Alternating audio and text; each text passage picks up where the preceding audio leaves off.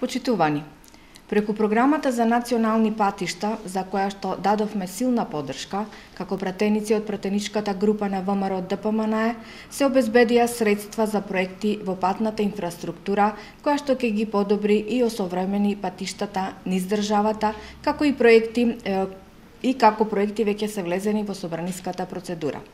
Дел од средствата, обезбедени за реализација на оваа програма, се однесуваат на изградба и реконструкција на повеќе делници, но денес ќе се задржиме на изградбата на нов автопат од Струга до Требеништа. Новиот автопат Струга-Требеништа ќе се протега во должина од 8,5 км. Ова автопатско решение предвидува изградба на нова делница со коловоз од по 2 ленти со широчина од 3,75 метри и по една застанувачка лента широка 2,5 метри во секој правец. Проектна брзина за движење на возилата ќе биде 120, односно 130 км на час. Исто така значајно е да се напомене дека новиот автопат Струга-Требеништа ќе представува крак кој ќе се поврзува со новиот автопат од Кичево до Охрид, кој што веќе е во изградба и се одвива според планираната динамика. Изградбата на оваа делница на ниво на автопат значително ќе придонесе за улеснување на протокот на сообраќај низ населените места, особено во летниот период од годината, но и за исполнување на барањата и потребите на граѓаните од овој предел за зголемување на безбедноста и сигурноста на учесниците во сообраќајот во иднина.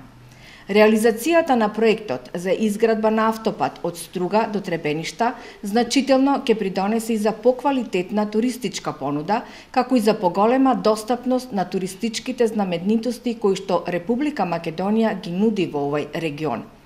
Охридско-Струшкиот регион со проектите предвидени во патната инфраструктура ќе добие и автопатско решение Кичево-Охрид, кој што веќе е во изградба, како и нов експресен пат од Охрид до Пештани, за кој што исто така веќе се обезбедени средства.